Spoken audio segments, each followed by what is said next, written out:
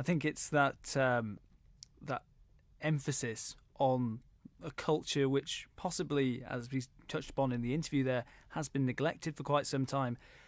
He was working with the Sports Institute while he was over as well on the Isle of Man. How do you think sports coaches, sports teams, even individuals on the island can use what Professor Hughes was talking about to their advantage? Right, well, what Damien's very good at is he's very good at bringing all the research into a much more easily understandable format for people. Hence probably why his books are such good sellers. So in the Barcelona way, he uses the acronym BARCA, which helps him to sort of describe some of the steps that you might take in looking at how you can sort of adapt your culture. I suppose the first big step for him is big picture, the B for Barca.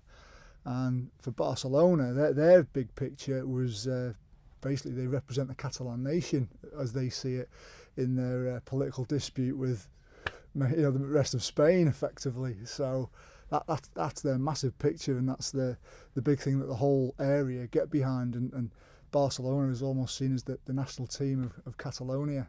So, I mean, looking at your sports club, whether it be your hockey club, Chris, or someone's rugby club or their business, what's your big picture? You know, it might not be the same as Barcelona's, but there must be something that's intrinsic to you that really gets you going. Well, yeah, in the Q&A session afterwards, he raised some very valid points, such as if you are trying to implement or develop a culture in your sports team, don't just copy what the high-profile teams do, because you'll have different values. The example he gave, I think, was the New Zealand rugby team sweeping the dressing room.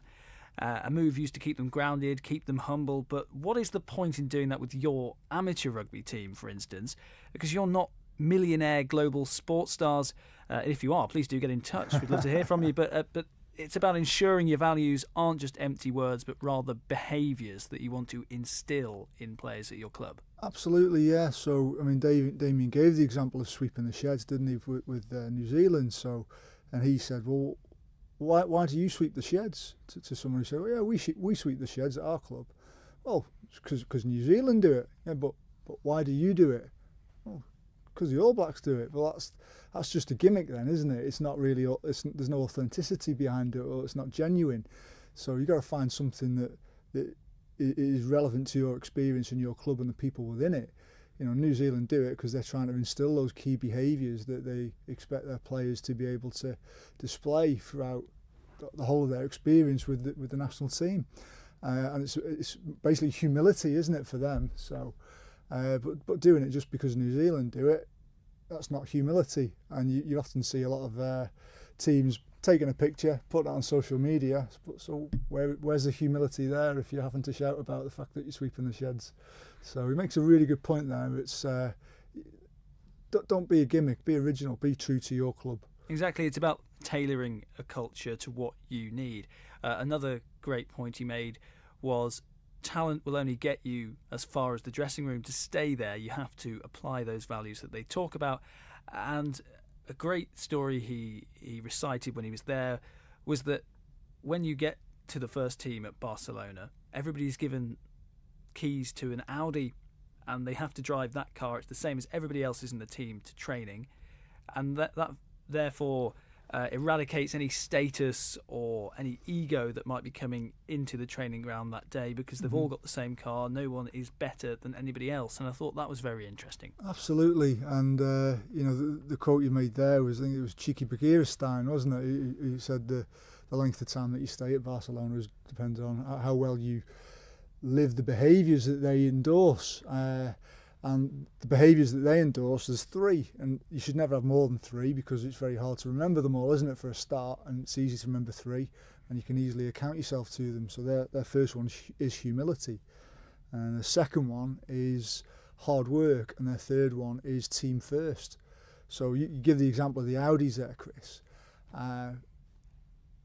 There's a brilliant example in the book which you didn't talk about on the evening. I think it was Ibrahimovic.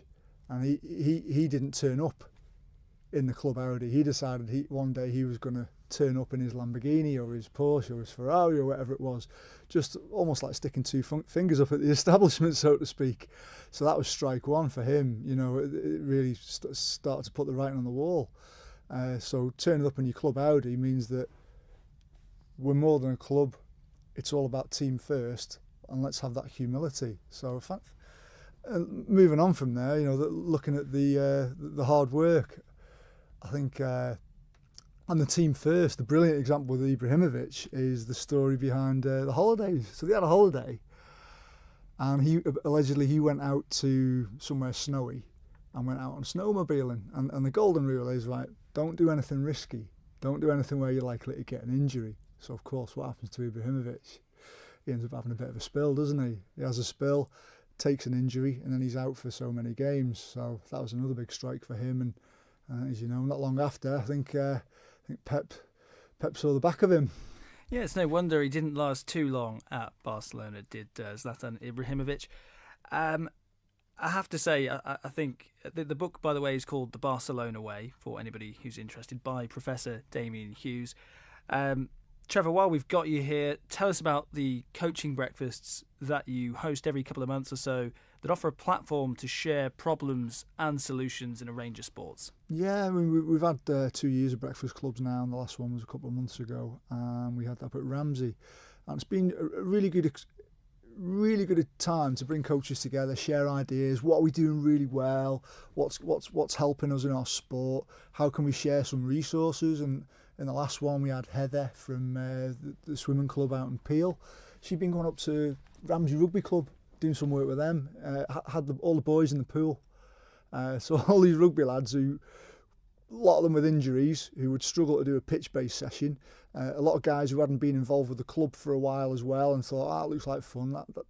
We'll go along to that and help re-engage lots of other guys back in with the club, just by getting them doing something a bit different, and really help to galvanise the lads. And I saw some of the videos they posted up on it. It looked like they were having an absolute hoot and working very, very hard. So, that's what I love about the Breakfast Club. It brings out ideas like that people wouldn't normally think to do.